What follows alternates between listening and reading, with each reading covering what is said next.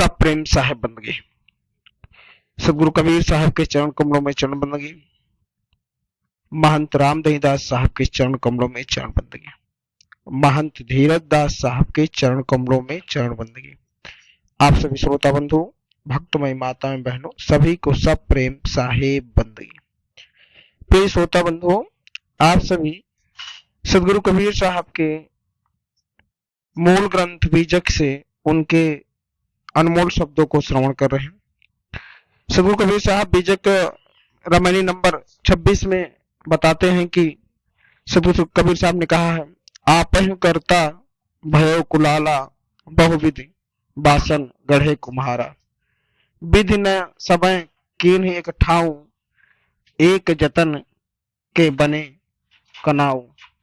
जठर अग्नि दीन है प्रजरारी तामह आपो भय प्रतिपाली। बहुत जतन के बाहर आया तब शिव शक्ति नाम धराया। घर का सुत जो होए आयाना ताके संग ना जाहु सयाना। साची बात कहीं मैं अपनी भया दीवाना और को फुनी। गुप्त प्रकट है एक दूधा काको कहियो ब्राह्मण श्रोता।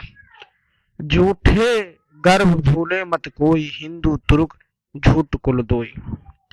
जिन्ह यह चित्र बनाइया साझा तो सो सूत्रधार। कहें कबीर से तन ते जन भले जो चित्रवन ले निहार।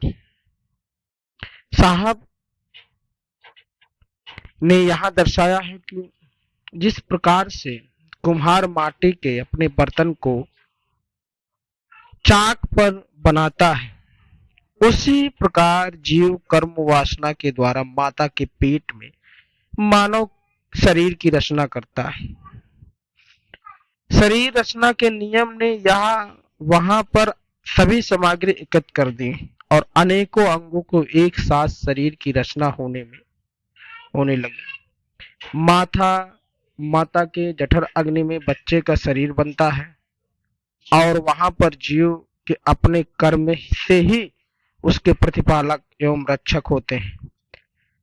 माता के सजग रहन सहन, पेट की रचना एवं डॉक्टर या दाई के अनेक यत्न से जब बच्चा पैदा होता है तब उसके लिंग की जानकारी से ही नर या नारी अर्थात शिव या शक्ति नाम रखते हैं।